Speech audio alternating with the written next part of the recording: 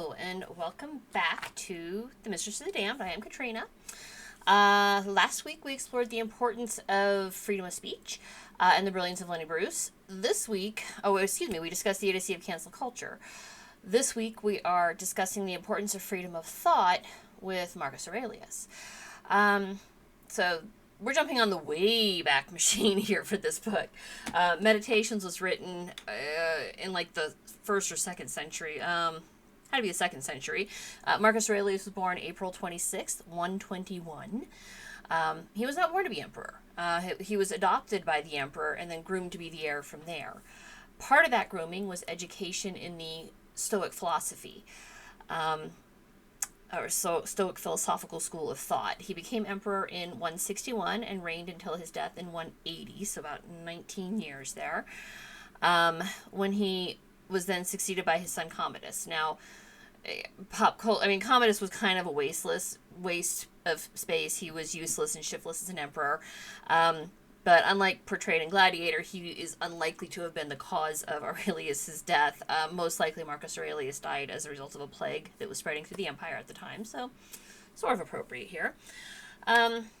Meditations, and I have an old copy here, right? I think this one was initially published in the 1960s as a translation and then republished in 96. But it was never meant to be published. This isn't something that he wrote with the intention of distributing it for his people to read. It's his journal. And Stoics tend to journal a lot. That's part of what they do. It helps them to process the goings-on of the day. Essentially, it was written as a journal while on military campaign during the last 10 years of his life, so from approximately 170 to 180. It was originally written in Greek, and understand this is ancient Greek, right? It's 2,000 years old, and then translated multiple times in the intervening centuries between then and now. As I said, this particular translation was published in 1964, which made it not easy reading. I think he probably did a very accurate job, but it's not easy reading. It was good. It was interesting. It's kind of the internal thoughts of a humble man. And while it wasn't always to read through the passages, there was some good stuff in here, quite a bit.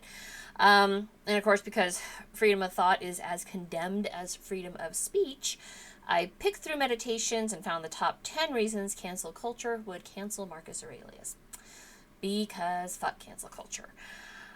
So we'll start with first thought. To my tutor Fronto, I owe the realization that malice, craftiness, and duplicity are the concomitants of absolute power, and that our patrician families tend, for the most part, to be lacking in the feelings of ordinary humanity. And nothing changes. 2,000 years later, the political class are our new patricians, and they are just as sleazy and self-serving today as they were in the times of Marcus Aurelius. Sure, there's good politicians. I think I can name on one hand the number of good politicians, and half of them elected to not run for Congress again because, politics suck. They suck the joy out of life, and they make you dirty. So, yeah, the political class, they're not your friends, folks. Don't let them lie to you. They are not your friends.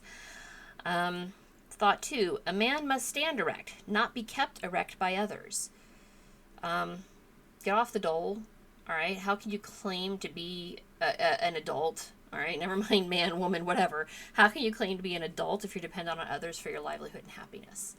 You really can't, right? You're dependent on other people for your well-being.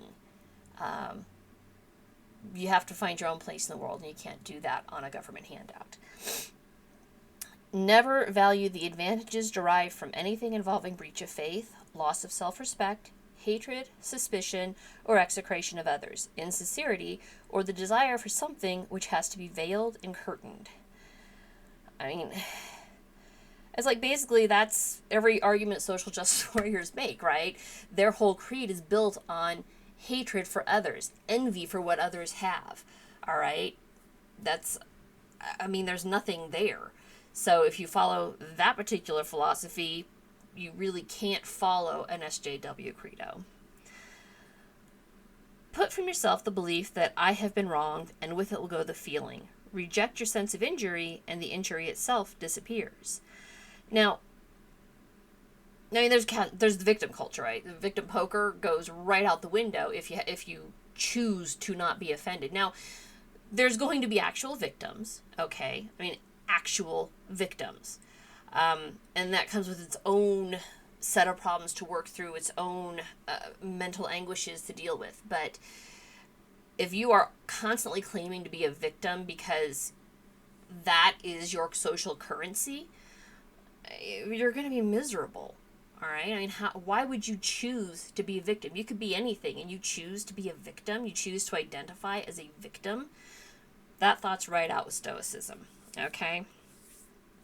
Nobody is harmed by the truth. Ignorance and self-deception cause harm. Yeah.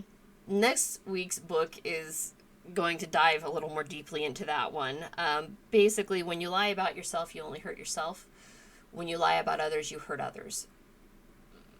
Innocent people get hurt by lies. The truth, as Martin Luther King said, and I think that, or Martin Luther King Jr. said, and of course in the Bible, the truth will set you free. Pretentiousness is the arch deceiver, and never more delusive than when you imagine your work is most meritorious. Congress. Congress. It's totally pretentious, right? Congress pretend like they give a damn about we the people. We the people who hire them. They work for us, but we seem to forget that pretty conveniently when it's our guy in power. Really, Congress cares about themselves and their fake woke bullshit. So, yeah. Pretty much goes for, well, social justice warriors, postmodernism, all of it's utter bullshit. It's pretentious, it's garbage, walk away. When men are inhuman, take care not to feel towards them as they do towards other humans.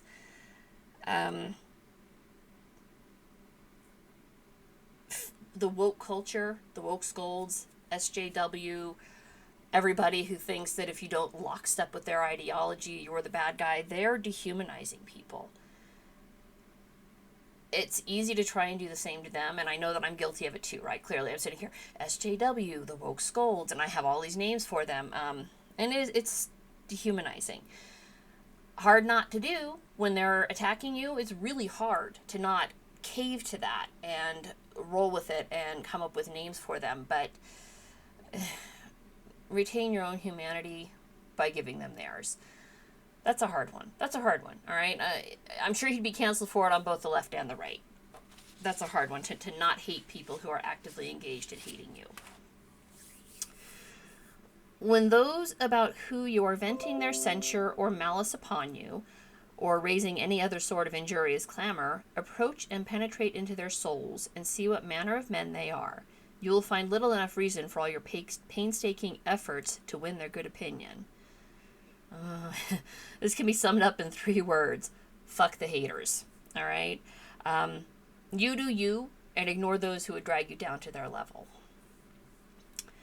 Whatever may happen to you was prepared for you in advance from the beginning of time. In the woven tapestry of causation, the thread of your being had been intertwined from all time with that particular incident. Life is set. Okay? The hour of your death has already been written. And this is a Stoic philosophy, all right? That death can come for you at any moment, so you should live your life to the best of your ability now and not cower in fear from death. The only thing you can control in life is how you react to the slings and arrows of fate. You can't control anything else. You can't control other people. You can only control yourself. That's not at all a popular opinion. Not in a society where we're trying to control everybody and make sure everybody plays nice with each other. Because you can convince 7 billion people on this planet to play nice with you if you just scold them enough. Sincerity and goodness ought to have their own unmistakable odor, so that one who encounters this becomes straightway aware of it despite himself. A candor affected is a dagger concealed. The feigned friendship of the wolf is the most contemptible of all, and to be shunned beyond everything. A man who is truly good and sincere and well-meaning will show it by his looks, and no one can fail to see it. Beware false friends. Be careful where you give your trust. That's particularly strong with leftist culture. And I gotta wonder, what does it feel like to live your life in fear, knowing that at any moment you could be the one canceled next? Because they're coming for you. All right? Today you're part of the mob. Tomorrow you'll set someone off and you will be the one canceled. Beware false friends. Okay? That's kind of the idea that helped. Well, I can't say this, obviously I haven't talked to him, but this kind of helped the walk away movement. And you'll see stories like this over and over and over again. The people who turn their backs on somebody because suddenly they had a political shift. So those are some of the lessons found in Meditations. Obviously a lot more. Again, I've tagged out a whole bunch of ideas and concepts that struck with me, and I'll be posting some of these on social media over the next week. I've decided that's probably a good thing to do, is to just kind of keep that going forward. It's a timeless book. It's been read by world leaders. The Daily Stoic is a good website if you want to know more about Stoicism. According to them, the Meditations has been read by former President Bill Clinton, former Prime Minister of China Wen Jiabao. I'm so sorry. I'm sure I mispronounced that one. Former Secretary of Defense General James Mattis, entrepreneur Tim Ferriss. So it kind of crosses spectrums, right? It's not, you're not getting just one side or the other reading it. There really is some universality to these ideas.